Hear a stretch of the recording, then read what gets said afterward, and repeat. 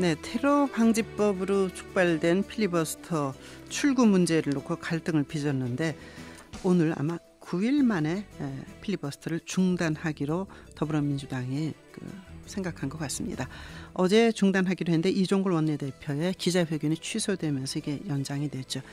이것과 각 당이 지금 하고 있는, 말하자면 현역 컷오프 할 거냐 말 거냐, 총선에 대해서는 뭘 가지고 갈 거냐, 아주 복잡합니다. 이 얘기 하겠습니다. 정치평론하고 있는 정태원 변호사입니다.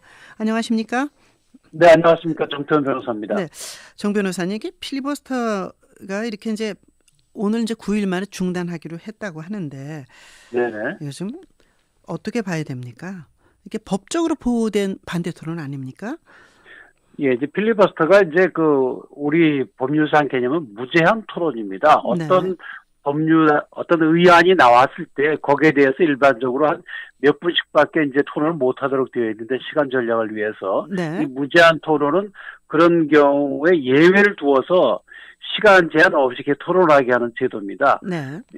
그래서 지금 우리도 이제 9일째 지금 하고 있는데, 원래 취지 자체가 토론을 하자는 것이지 일정을 이렇게 막는다든지 하는 그런 것은 아닙니다. 그런데 지금 이제 9일 동안에 필리버스터 무제한 토론이 진행된 것을 보면, 물론 이제 쟁점이 된 테러 방지법의 문제점을 이제 부각시키는 그런 효과도 있었고, 또 국민들이 예전에 국회에서 보면은 치고받고 싸움질만 하더니 이제는 정말로 선진화됐구나, 그런 좋은 이미지를 만든 좋은 점도 있지만, 또 한편으로는 와서 사실상 제가 어느 지역의 예비후보 누굽니다, 이런 식으로 얘기를 한다든지, 또는 의지와 전혀 관계없는 얘기를 해서 과연 이것이 원래 무제한 토론이라는 입법 취지에 맞는 것인지, 아니면 이게 개인 홍보나 이런 잘못된 방향으로 가고 있는 것이 아니냐, 그런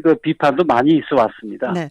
일단 오늘 이제 중단하는 것 같은데, 선거구 획정안이니 테러 방지법은 결국은 이제 필리버스터가 끝나면 그냥 본회의에서 그냥 처리하게 돼 있지 않습니까? 네네, 그렇습니다. 지금 계류되어 있는 북한 인권법이나 여러 가지 얘기 이제 처리가 되는 건가요? 일단 테러 방지법 자체는 지금 이제 무제한 토론이 테러 방지법에 대한 무제한 토론이거든요. 그 토론이 끝나면 바로 이제 표결에 들어갈 수 있는 거고요. 그래서 아마 오늘 10시에 열리는 본회의에서 통과되지 않을까 싶고요.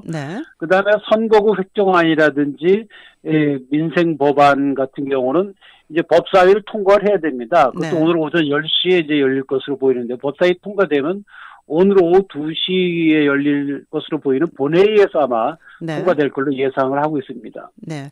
자, 그럼 이제 세부적으로 들어가서 필리버스터 중단하는 문제를 놓고 더불어민주당 내부적으로 진통이 상당히 컸던 것 같습니다. 그렇습니다. 왜 그런가 하면 이 필리버스터라는 건 사실 우리 헌정사상 40몇 년 만에 다시 온 것이 국민들 관심이 컸거든요. 세계 신기록을 세웠어요. 9일이라는. 그렇습니다. 예. 그래서 특히 이제 젊은 20대, 30대들이 이 야당을 지지하는 소위 결집력을 키우는 그런 좋은 점들이 있었고 하기 때문에 계속해서 가자. 그런 강경파 의원들의 이제 주장이 있었는데, 또 한편 생각해 보면 지금 우리가 총선이 얼마 안 남았지 않습니까? 4월 13일 총선을 해야 되는데 선거구 획정 없이 총선이 불가능합니다. 그렇다고 한다면 결국에 이 필리버스터를 계속하게 되면 야당이 이번 총선 자체를 실질적으로 연기할 수밖에 없는 그런 중대한 결과를 일으키게 되기 때문에 역풍도 만만치가 않은 거죠. 그래서 그런 점에서 필리버스터를 계속 해 나가자는 강경파 의원들의 주장과 또 이제는 중단해야 된다는 지도부 사이에 갈등이 있었던 걸로 보이고, 결국은 이제 이 무제한 토론을 중단하는 것으로 결론이 난 것으로 지금 알고 있습니다. 이 과정에서 김종인 대표의 역할이라고 그럴까, 이것이 상당히 컸던 것 같아요. 그렇습니다. 예. 일단 이제 총선 얘기를 하자면 면접하는 거 이런 걸 보면서 참 달라진 걸 많이 보게 되는데요. 김무성 새누리당 대표 살생부 논란에 사과를 일단 했죠. 그렇습니다. 그렇지만 대표가 이거 책임져야 된다. 일부에서는 대표 사퇴하라. 이런 얘기까지 나오고 있고 힘은 이한구 위원장 쪽으로 실리는 것 같은데 그 얘기를 좀 들려주십시오. 예, 사실 이제 뭐 살생부라는 것이 결국에는 친박 내지는 청와대에서 자기들 입맛에 맞는 사람만 살려두고 나머지 이를 말하자면 그 이번 네. 경선에 참여도 못하게 하는 소위 컷오프를 하겠다 그런 루머거든요. 네네. 그게 그 사실 여부에 따라 가지고 청와대에 대해서 상당히 큰 그 치명적 타격을 줄 수 있는 것인데 네. 김 대표는 뭐 그런 물갈이 명령을 받은 적도 없고 그런 말한 적도 없다고 얘기를 했고 네. 정도원 의원은 그렇지 않다고 그랬는데 결국에는 김 대표가 사과하는 걸로 이제 그 봉합이 됐는데 네. 이것을 계속 그 확전을 해서는 새누리당 입장에는 백해 무익이죠. 네네. 그렇지만 그런 점에서 이제 사과를 네. 했고, 근데 이제 문제는 네네. 실제로 이제 그 자격 심사나 우선 추천제를 통해서 부적격한 현역을 거둬내게 될 텐데 네. 그 명단이 나올 때 다시 그 갈등이 이제 드러날 가능성은 있습니다. 네. 결국은 이제 김무성 대표의 그 뭐 위신이라고 그럴까 힘이 좀 빠지고 이한구 공천관리위원장에게 힘이 이제 가는 그 장면을 우리가 보고 있는 것 같은데요. 예, 예. 뭐 일단 뭐 서울에서 현역 컷오프는 없다 뭐 이렇게 예. 얘기를 하면서 살생분제 불끄기에 들어갔는데 새누리당 안에 계파가 엄연히 존재하는 것이고요. 그렇습니다. 계파의 세력의 이동을 지금 볼 수 있다 이렇게 보십니까? 어떻게 보십니까? 이게 겉으로 보기에는 김 대표가 사과를 했고 김 대표 본인이 난 네. 공천관리위원회 공정성을 저해반을 하지 않겠다 이렇게 얘기를 했기 때문에 네. 뒤로 물러난 것처럼 보이지만 실질적으로 살생부 명단에 이런 것이 있다. 네. 만약에 이 사람들을 잘라내면 살생부가 존재하는 것이 된다. 이런 또 의혹을 받기 때문에 네. 사실상 이한구 위원장도 상당히 부담을 가질 수밖에 없기 때문에 네. 실리에 있어서는 김 대표가 그냥 이미지만 망가졌다 꼭 그렇게만 보기는 어려운 점이 또 있습니다. 네, 네. 살생부에 소속한 명단으로 보이는 의원이 만약에 공천이 되지 않았을 경우에 그거 봐라 이런 여론에 뭐 지탄이 있을 거니까 그렇습니다. 챙기는 건 일단은 챙겼다고 본다 그런 말씀이시군요. 예, 그렇습니다. 실속은 좀 있었던 걸로 보입니다. 형식적으로는 네. 좀 이미지를 좀 나빠진 것처럼 보이지만 실속은 있었던 걸로 보입니다. 이런 걸 보면 참 정치가 뭐 술수라고까지 말해 좋을지 전략이라고 말해 좋을지 뭐 그 뒤에는 이화여대 김 교수가 있다 뭐 알려진 건데 그렇습니다. 자 국민의당은 창당 한 달이 됐는데 한 자릿수 지지율이에요. 왜 이렇다고 그렇습니다. 보십니까? 네. 이게 사실 참 우리나라에서 보수와 진보를 아우르는 제3정당의 길을 가겠다고 이제 선언을 하고 나섰는데 네. 현재는 존재감이 상당히 약해졌습니다. 그렇습니다. 지지율도 더불어민주당의 반 이하로 떨어졌고요. 네.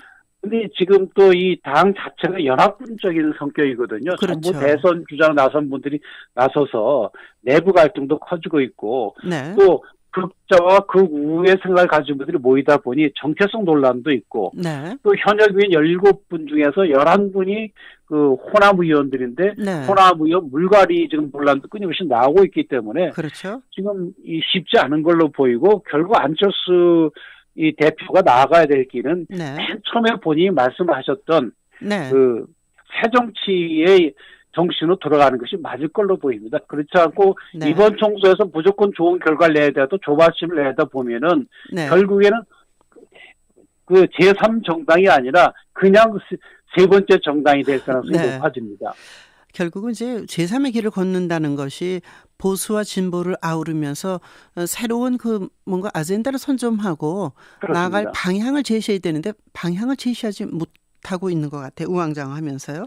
그렇습니다. 그 일부 보도에는 박지원 의원이니 뭐 송호창 의원 그리고 전북에서 더불어민주당을 탈당한 의원하고 3명이 곧 입당한다. 뭐 3월 3일쯤 입당한다. 예, 그런 보도가 지금 나오고 있습니다. 예. 그러면 원내교섭단체가 일단 되면 힘이 좀 실리는 건가요? 어떻게 보세요? 글쎄요. 지금 19대 국회가 며칠 안 나기 때문에 힘이 실린다기보다는 사실 네. 이번 총선용 네. 선거 보조금 몇십억을 더 받게 되는 그런 효과가 있는데요. 네. 그렇게 돈에 연연해서는 안 되면 국민들의 지지가 중요한 것이지 그렇죠. 돈이 중요한 건 아니거든요. 네. 그러니까 이 세 분뿐만 아니라 어느 분이라도 네. 영입할 때는 그 영입에 대해서 국민들은 어떻게 생각할 것인지 네. 네. 또 당의 정체성에 어떤 영향을 가져올 것인지를 신중히 검토하셔서 네. 장기적인 목표 아래 이제 그 결정을 하셔야 될 걸로 보입니다. 네. 김무성 대표가 줄기차게 외쳐왔던 정치 생명을 걸었다는 오픈 프라이머리 안심번호, 이거는 좀 시한이 거의 다 돼서 이루어지기 어려운 걸로 보이지 않습니까? 사실상 뭐 데드라인에 이제 그렇죠. 서 있는 것처럼 보이고요. 네. 그래 이제 그렇지만은 김무성 대표뿐만이 아니고 다른 네. 비박계들이 대부분 이 상향식 공천을 지지하고 있는 것이기 때문에 네. 어떤 방식으로건 이루어질 걸로 보입니다. 물론 처음에 시도했던 네네. 그 정도 100%는 되지 않겠지만은 네. 상당한 부분 반영될 걸로 보이고 네. 그렇게 된다고 한다면 예전에 있었던 공천 학살이 뭐냐는 네. 이야기는 이제는 정치에서 사라질 수 있는 그런 좋은 계기가 될 수 있을 걸로 기대합니다. 네. 내려꽂는 공천 이런 거 없을 것이다. 네, 알겠습니다. 정치 이야기를 하면서 우리나라 정치를 보면 소설이 몇십 권이 나올 것 같아요. 다른 나라도 이런지 참 궁금한데요. 알겠습니다. 오늘 그 국회 본회의를 지켜보게 됩니다. 말씀 고맙습니다. 정태훈 변호사였습니다. 네.